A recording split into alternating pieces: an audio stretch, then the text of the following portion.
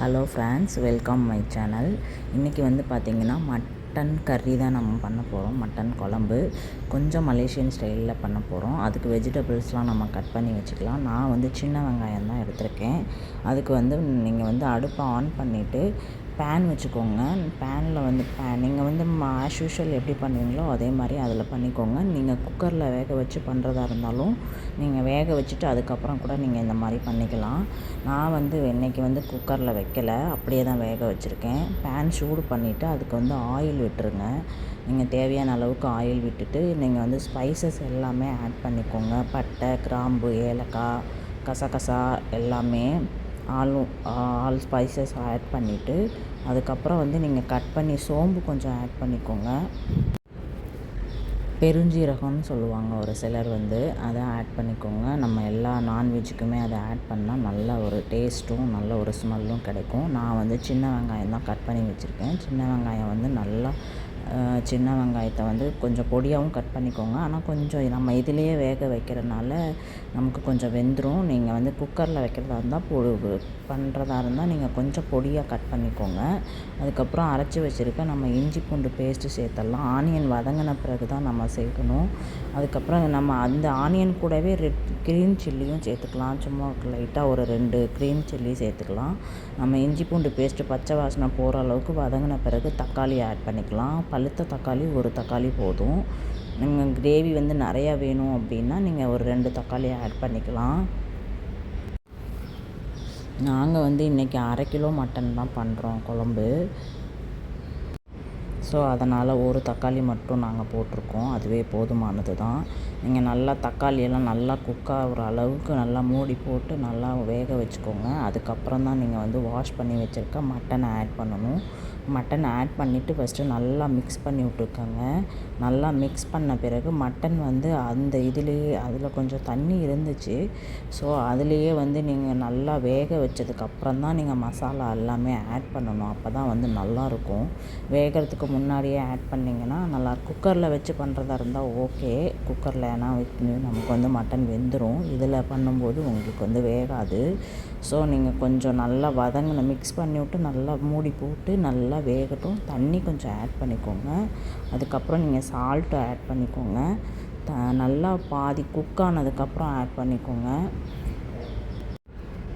Mostly weekend அப்படின்னா என் husband தான் சமைக்கிறேன், நான் எதாவது புதுசாக செய்கிறேன்னு சொல்லிட்டு செய்வார். அந்த மாதிரி தான் இந்த வாரம் சண்டேவும் செஞ்சு கொடுத்தாங்க மட்டன் கிரேவி.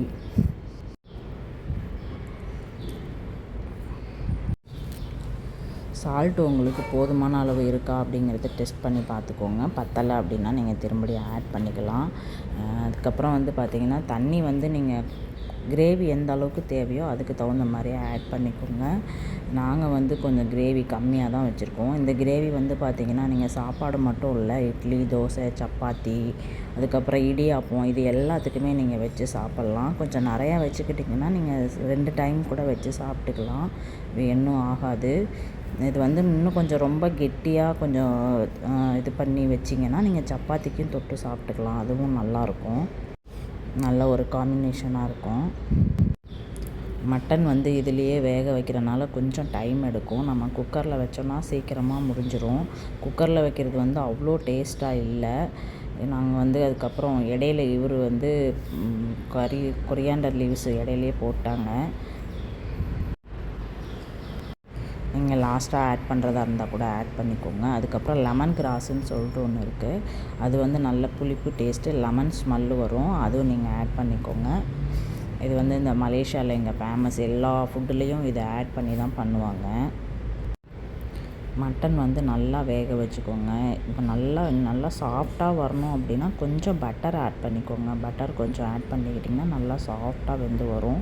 நீங்கள் குக்கரில் வேக வைக்கிறத விட இதுலேயே நல்லா டேஸ்ட்டு கொடுக்கும். குக்கரில் வைக்கிறது வந்து எனக்கு அவ்வளோ டேஸ்ட்டாக இல்லை, கொஞ்சம் சப்புன்னு இருக்க மாதிரி தான் இருக்குது. ஸோ நாங்கள் ரொம்ப ரேரு தான் குக்கரில் வைக்கிறது. மோஸ்ட்லி நாங்கள் வந்து டைம் இருந்துச்சு அப்படின்னா இப்படி வச்சுருவோம். ரொம்ப எமர்ஜென்சி, ரொம்ப டைம் இல்லை அப்படின்னா மட்டும்தான் குக்கரில் வைப்போம். இல்லைன்னா நாங்கள் வைக்க மாட்டோம். நல்லா வேக வச்சுட்டு அதுக்கப்புறம் மசாலாலாம் வந்து பார்த்திங்கன்னா எங்களுக்கு வந்து இங்கே மட்டன் கடையிலேயே வந்து பார்த்திங்கன்னா மசாலா மட்டன் கறிக்கு மசாலா வச்சுருந்தாங்க. அது கொஞ்சம் நாங்கள் இப்போ வாங்கிக்கிட்டோம். அந்த மசாலாவும் நல்லா இருந்துச்சு. அதுக்கப்புறம் நீங்கள் மஞ்சத்தூள், வீட்டிலையே இருக்கிற நீங்கள் வந்து சில்லி பவுடர், சாம்பார் தூள், கொரியாண்டர் பவுடர் இந்த மாதிரி எல்லா மசாலாவும் நீங்கள் ஆட் பண்ணிக்கலாம். மட்டன் மசாலா கூட இருக்குது, சக்தி, ஆச்சி இந்த மாதிரி. அது கூட நீங்கள் கொஞ்சம் ஆட் பண்ணிக்கிட்டிங்கன்னா நல்லாயிருக்கும். இல்லை அதெல்லாம் நம்ம யூஸ் பண்ண மாட்டீங்க அப்படின்னா நீங்கள் எதுவும் ஆட் பண்ண தேவையில்ல. இதுவே நல்லாயிருக்கும். இது நம்ம வந்து மட்டன் வேகிற வரைக்கும் வந்து பார்த்திங்கன்னா அதுக்குள்ளே நம்ம வந்து மூடி போட்டு மூடி வச்சுட்டு நம்ம வந்து ஒரு தேங்காய் வந்து இதுக்கு அரைக்கணும். தேங்காய் வந்து பார்த்திங்கன்னா ஒரு மூடி வந்து தேங்காய் திருகிட்டு அதுக்கு வந்து கொஞ்சமாக சோம்பு, ஒரு 5 முந்திரி, கொஞ்சோண்டு கசகசா இது எல்லாத்தையும் ஆட் பண்ணி நல்லா கிரைண்ட் பண்ணி எடுத்துக்கோங்க. முன்னாடியே கிரைண்ட் பண்ணி வச்சுட்டோன்னா மட்டன் வெந்ததுக்கப்புறம் ஊற்றுறதுக்கு கரெக்டாக இருக்கும். மசாலாலாம் ஆட் பண்ணிவிட்டு நல்லா மிக்ஸ் பண்ணி விட்டுக்கோங்க. எக்ஸ்ட்ரா இப்போ தண்ணி வேணும்னா கூட நீங்கள் ஆட் பண்ணிக்கலாம். ஏன்னா நம்ம மட்டன் இதிலே வேக வைக்கிறனால தண்ணி கொஞ்சம் சுண்டிரும். ஸோ அதனால் நீங்கள் கொஞ்சம் வேணும்னா ஆட் பண்ணிக்கலாம். ஆட் பண்ணிக்கிட்டு மறுபடியும் வந்து நல்லா மூடி வச்சு நல்லா வேக விட்டுருங்க. நல்லா வெந்ததுக்கப்புறம் மட்டன் வெந்ததுக்கப்புறம் தான் நம்ம வந்து அரைச்சி வச்சுருக்க தேங்காவை ஊற்றணும். நம்ம வந்து நல்லா வெந்துருச்சுங்க. அதனால் நாங்கள் வந்து அரைச்சி வச்சுருக்க தேங்காய் ஊற்றியாச்சு. வேகிறதுக்கு முன்னாடி ஊற்றிட்டிங்கன்னா தேங்காய் ஊற்றுனதுக்கப்புறம் கொஞ்சம் வேகாதுன்னு எல்லோரும் சொல்லுவாங்க. நாங்கள் அது மாதிரி இன்னும் ட்ரை பண்ணதில்லை. கொஞ்சம் ட்ரையும் ஆகிடும் மட்டனு, சாஃப்டாக கிடைக்காது நமக்கு. ஸோ அதனால் நல்லா வெந்ததுக்கப்புறம் நீங்கள் ஊற்றிக்கோங்க. ஊற்றிட்டு நல்லா மிக்ஸ் பண்ணிவிட்டு மறுபடியும் நல்லா கொதிக்க விட்டுக்கோங்க. அந்த பச்சை ஸ்மெல்லாம் போகிற அளவுக்கு நல்லா கொதிக்க வச்சுக்கோங்க. நல்லா கொதிக்க வச்சுட்டு கொஞ்சம் லைட்டாக சுண்டி வர அளவுக்கு க்ளோஸ் பண்ணி வச்சுக்கோங்க. நீங்கள் வந்து நல்லா உங்களுக்கு வாட்டராக வேணும், தண்ணியாக வேணும் அப்படின்னாலும் தண்ணியாக வச்சுக்கலாம். இல்லை இன்னும் வந்து உங்களுக்கு கிரேவியாக இன்னும் கெட்டியாக வேணும்னா நீங்கள் வந்து இன்னும் கொஞ்சம் சுண்ட வச்சுக்கோங்க. லாஸ்ட்டாக வந்து பார்த்திங்கன்னா புதினா இலையும் கருவேப்பிலையும் போட்டுக்கோங்க. நல்ல ஒரு ஸ்மெல்லு கிடைக்கும், நல்ல ஒரு டேஸ்ட்டும் கிடைக்கும். கறி லீவ்ஸ் வந்து எல்லா நான்வெஜ்லேயும் லாஸ்ட்டாக ஆட் பண்ணிங்கன்னா நல்ல ஒரு டேஸ்ட்டு கிடைக்கும் உங்களுக்கு. அதோட வாசனையும் நல்லாயிருக்கும். மட்டன் குழம்பு ரெடி ஆயிடுச்சு. நாங்கள் வந்து இன்னொரு பாத்திரத்தில் எடுத்து வச்சுக்கிட்டோம். நீங்கள் வந்து அதிலே சர்வ் பண்ணலான்னாலும் பண்ணலாம். எனக்கு வீடியோ பிடிச்சிருந்துச்சு அப்படின்னா லைக் பண்ணுங்கள். செஞ்சு பார்த்துட்டு வீட்டில் வந்து நீங்கள் கமெண்ட்ஸ் பண்ணுங்கள். இதில் ஒன்று மிஸ் பண்ணிட்டேன், பந்தான் இலைன்னு சொல்லிட்டு ஒன்று இருக்குது. அது வந்து கடைசியாக ஆட் பண்ணிக்கோங்க. அது வந்து நல்ல ஒரு வாசனை கொடுக்கும்.